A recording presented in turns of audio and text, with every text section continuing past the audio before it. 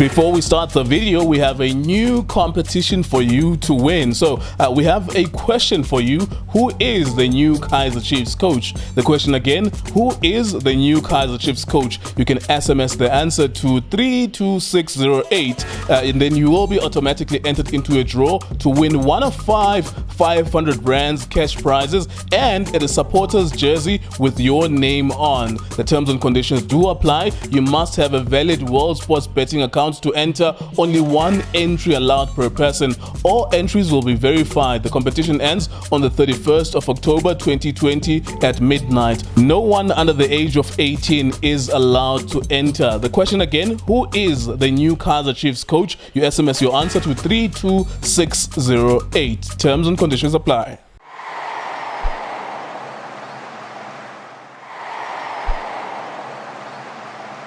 It is KTV powered by World Sports Betting. Kaizer Chiefs 0, Mamelodi Sundowns 3 in the first game of the DStv Premiership. A very dominant performance by Mamelodi Sundowns. This is the same team that won the league 3 times, the best in the country by far for 3 consecutive seasons. Sometimes you have to pretend as if they are not, but they are the champions and they are the best team in the country for 3 consecutive seasons, and they showed it today. Junior, overall, Sundowns dominant as you predicted. Overall. Yeah, first of all, awutisibulisa abamameli bethu be-Diski TV people abasenze sibe la sifike khona namhlanje. Kululeko ngokutshelile mina, I'm not surprised bra. I-reality ukuthi thina abantu iqinisa silifuna ulisezi, it is I knew ukuthi i-Kaizer Chiefs will never match Mamelodi Sundowns in all departments. Namhlanje convincingly 3-0. It's supposed to be more. Mawungaycheka, unfortunately umntana abantu khune was lo Mjida lo Vimba, one of the best goalkeeper for me. Ukuthi Mjida udlala nenye defense kungukuthi iyadangalaza iyastresha. You understand? I know Khune is vocal, uyakhuluma nabo and you can see noma fair noma ngaba kazwakali but uyakhuluma nabo. Umfana sekabukeka ordinary, one of the best. So nkululeko first ngizokutshela. Ngiye ngakutshela my brother. Sundowns, there's a structure here. Here there's a culture. There's a structure, there's a philosophy. Mawunga check indlela abakoranga amagoli nga 3 touches. It happens in football ukorenga 3 touches. It's fluid le club. There's energy phezu kwe fluid. We should let club move ibhola. Technically passing akekho trip ibhola liphakamele emoyeni. They pass one touch. I've never grew up favoring Sundowns, but mina when you do well and amahlelo thina abanye ngekusikhohlisa. So Sundowns iyayimastara le system ene iqale training. I'm happy the coaches boy 3 babuyele back ku drawing board. They were forced to benza sub kameza by bringing Shalulile or Romeo. Yangana phela mina uRomeo vele as a player, as any coach noma ngabe uyafika sengikhuluma ngoShalulile vele umeza ungenele yena, but sengikhuluma ngoRomeo ukuthi adlale. Very good for coaches and happy to see Kutse and Andile mfana, one of my men of the match today. Andile Charlie Hlompo and Rivaldo Kutse. Bafika bastabilize midfield ye Sundowns, simply win a game in middle. And later there was movement. Tiring.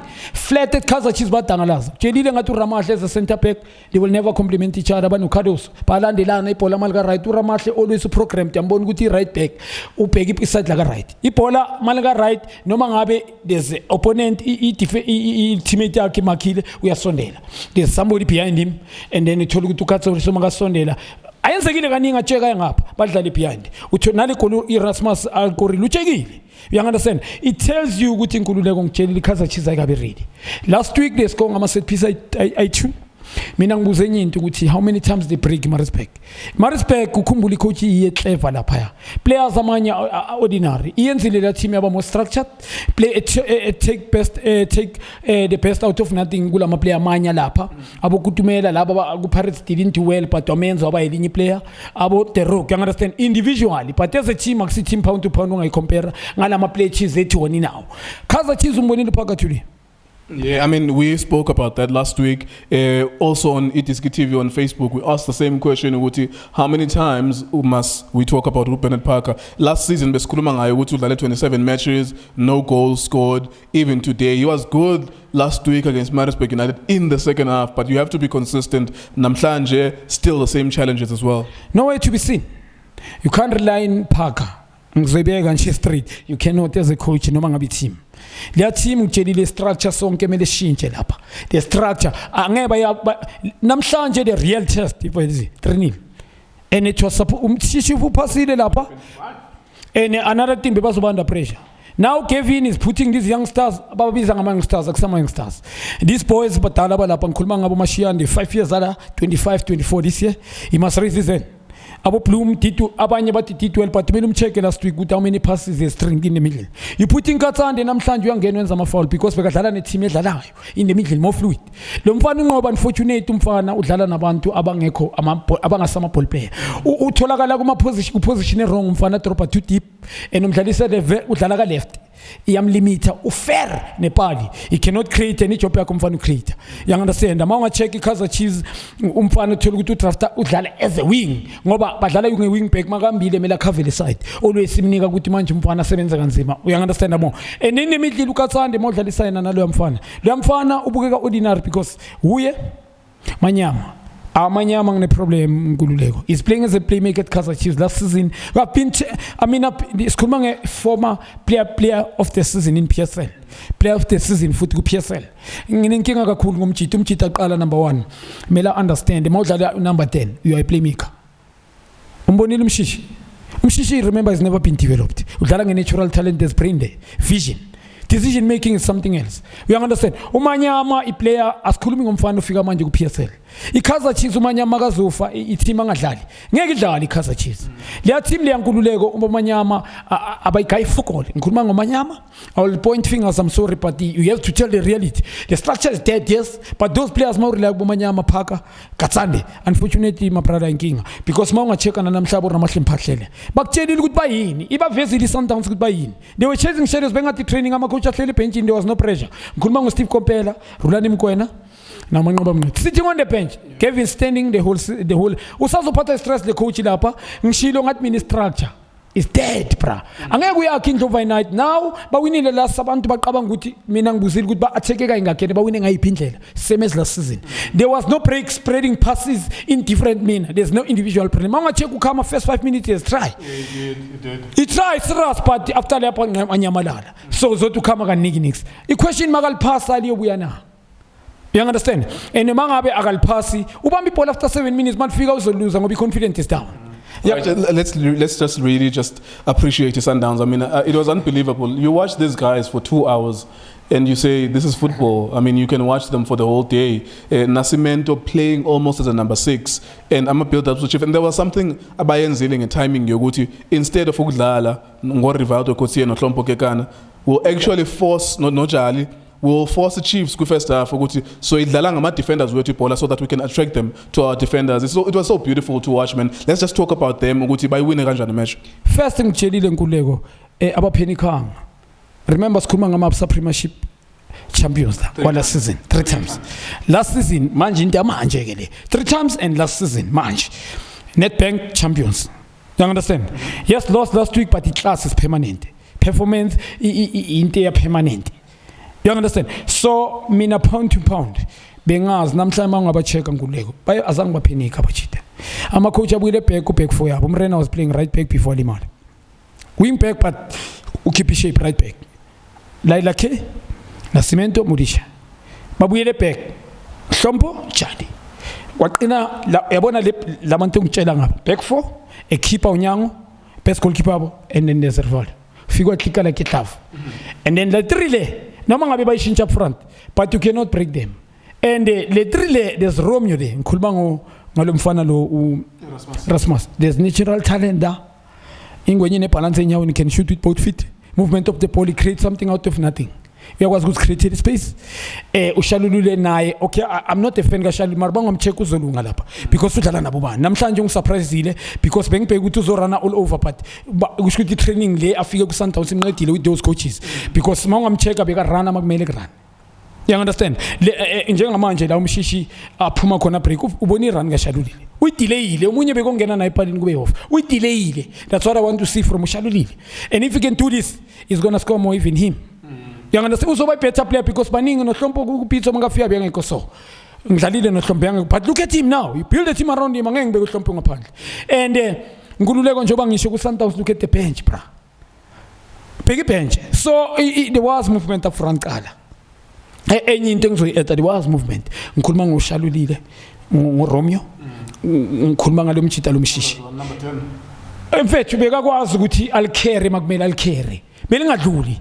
You understand? So bekumele win game bebayidominate and intensity yabo bebazi ukuthi sidlala kune ground number i3 kune starting point and then you go to the middle. Mawufika le kula state you risk bra. One touch to touch movement of the ball. And then labantu siyabas they are slow at the back. Badangalaza. Manga check ama gap between abukado sabo Ramahle Mphahlele abo Sasma. Ngeke udefenda ngalabantu Kaizer Chiefs. Emadoda ngizoyibeka straight abantu mhlambe mele ba understand Kaizer Chiefs mningi umsebenzi okumele wenziwe lapha.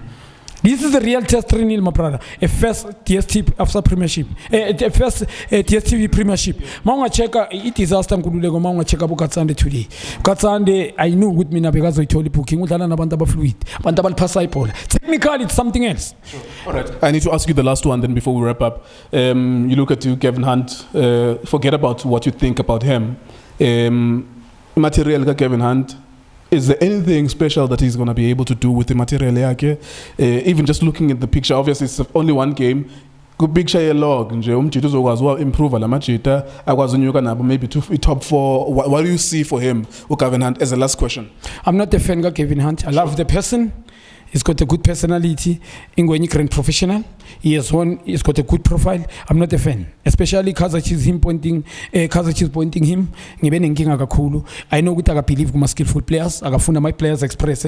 You understand? Akusi team ipitch just ubonile bedlala kanjani. Sharp umuntu owinile. If you play ama coach afuna ama players that are under distraction, which is good, but you must allow players. Kaizer Chiefs you must have Chiefs mele inendlela okudlala ifana namanye ama team. Inendlela yokudlala and uKevin Hunt by ukuthi Kaizer Chiefs ema point cala ngeke ashintshe next kuleko their team there nama player ordinary kakhulu mina ngizobeka straight those players maturity they are ordinary I'm not gonna fear ngisabukusho ba ordinary kakhulu abachithi bakhona ama player that you believe mina njengoba ngisasho khona I don't care ukuthi uKorona namhlanje ngakhe one of the best that can play for Kaizer Chiefs makushape grand umchita with a good defense ba pointele ngikhuluma ngedefense kunguthi grand nabantu Kaizer Chiefs must like South Africa nama player maningi that can do better than Katsande nabo okay players that were ofana bo Andile Child in South Africa abake baye sikhuluma nge-technical team akezama ukuthi ingabi lazy ngiyabahlonipha bo Brake mina Brake ngiyamhlonipha nabo Bob Stake amaHoodman ngiyayikena le team history yayo so that's why ngithi ababuyele back ku culture mfethu fana nawo umuntu mawulahla culture will suffer you understand so manje bangabi nenkani like ngiyahlonipha ngikhuluma I understand ukuthi technical team mhlambe they are trying to adjust mara ngeke bawina izinto noma ngabe bayichayisa ngelaki ngeke last so uKevin Hunt ndise he's going to struggle with those players. No manga bibo sign. I understand good there are a couple of players that they are but your builder ukhumbula Kaizer Chiefs the players who fakubela click. And those players when you sign them I sure good they're going to fit at Kaizer Chiefs. So Kaizer Chiefs many buyele pe ku train putting sakuphindela nkuleko simple mina ngizobanika. I understand the team in Iponza they demanding. They've never been winning for 5 seasons in this year. But now the question ukuthi Slingo Crest isifuna imvulini ilanga la. Imirkile you building overnight izolastana noma ngabe bayichayisa lonto like lento last week namhla iqabanga expose ngaka trabe yonke lento last week you understand the question kumele badlane Pirates man Pirates na yiko ku shape grand sharp but ngama players individual player they will never match them so ngizama ukuthi kuwe nkululeko omningi umsebenzi kumele wenze they must appoint first of all bamele ba restrict team yonke braba inike isikhathi mina ngizoba advisor and ba appoint ama coach that bazofeature ku philosophy Kaizer Chiefs appoint players abadeserve ukudlala ku Chiefs not players because umfana sithi buya ukuthi development phela nakusi how many ugcine ni keep player that is a star player from development who else obuya ku development since Farouk Khan has left Kaizer Chiefs bantu bazothi bakhulu look at them today exposure leyankuleko exposure it's a reality I'm sorry I'm very disappointed njenga mina ngeKaizer Chiefs engibone namhla I can't make even 4 touches by spring nje ama touches like Sundowns fluid it tells you how much development Sundowns MTC yabo ucheck abo Sembatha benzani lapha strong iculture bayilakahle labantu hayi ukuthi manje and Steve Utshema kafika the same because those coaches they are there learning from Steve and naba knowledgeable phela I've got a big respect for Ulani mina nalo basiprovile nkuleko the reason ngiba fan ngibone iqala ngamehlo you understand ukuthi labantu it's a reality labantu laba nkuleko how many years badlala so but nobody you know why babreka ngama they are unpredictable they can play ngawonke ama angle they are fluid anybody can score hayi uchemba anybody next season the playoff season will be somebody else at Downs in this season so I'm sorry my brother Kaizer Chiefs ningi umsebenzi omele wenza mele ba appoint the right people the team uBrake professional at club nyekena but they must appoint right people for the team bazinike isikhathi otherwise le bazama kuyenza ngeke ilunge but namhla ibona ke sure. All right, there you go. That's his opinion. There was only one strong team in this game. You only have to be dishonest with yourself if you think that Sundowns Sundowns were not the stronger team in this game. They've won the league 3 times back-to-back. They've won the league since 1997 10 times. They are by far the best team in the country. Whether you love your team or not, that is the reality that prevails at the moment. It is KTV on Facebook, www.wsb.co.za, 0645250513. Already we're getting some videos, people reacting to the game as well. Thank you very much for watching us.